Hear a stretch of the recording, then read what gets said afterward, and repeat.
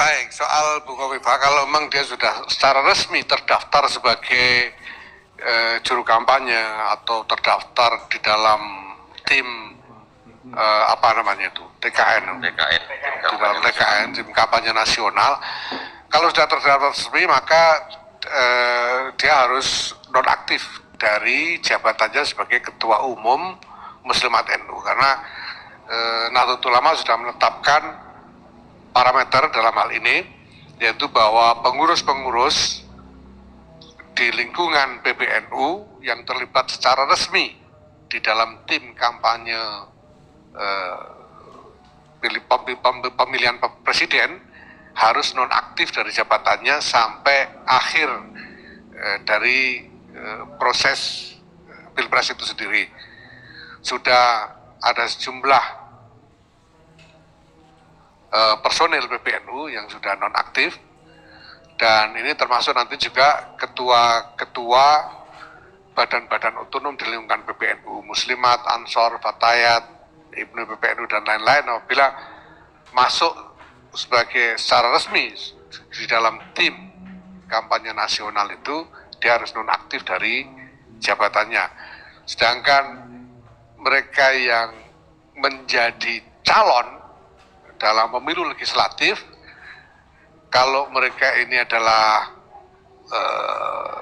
mandataris kepengurusan, yaitu ketua atau rois, harus mengundurkan diri dari kepengurusan.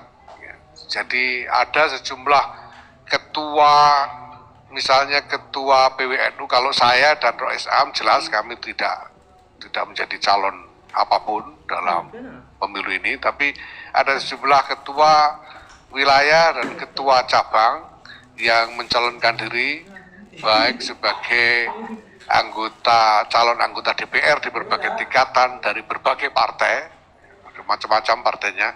Mereka harus mengundurkan diri dan harus diganti. Kemudian ada juga yang mencalonkan sebagai anggota DPD, juga harus mengundurkan diri dan harus diganti. Parameternya seperti itu. Maka kalau pertanyaannya soal Bu Khofifah, nanti kalau secara resmi, ya kalau sekarang beliau mengumumkan bahwa beliau menjadi juru kampanye, nah kita lihat kalau sudah resmi masuk di dalam tim kampanye, ya beliau harus nonaktif dari jabatannya sebagai Ketua Umum Muslimat. Dan sebentar lagi PBNU akan mengeluarkan SK dengan list yang rinci tentang para pengurus yang nonaktif maupun yang harus mengundurkan diri dari jabatannya karena keterlibatan di dalam pemilu.